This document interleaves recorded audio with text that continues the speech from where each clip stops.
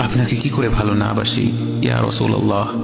যখন আপনি আমাকে ভালোবেসেছেন সেই 1400 বছর আগে, যখন আপনি আমাকে মিস করতেন, আশা করতেন যেন আমার সাথে দেখা করতে পারেন, অথচ তখনও আমি জন্মই হইনি।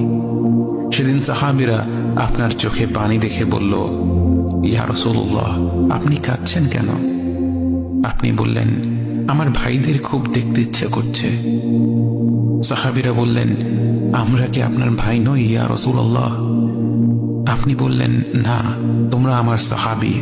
আমার ভাই হলো তারা যারা আমার পরে আসবে এবং আমাকে কখনো না দেখেও তারা আমাকে বিশ্বাস করবে। মৃত্যু শয্যায় শুয়ে আপনার অন্তরে এই চিন্তা ছিল যে আমাদের পরিণতি কি হবে। উম্মতি উম্মতি বলতে বলতে আপনি আপনার রবের নিকট ফিরে গিয়েছেন।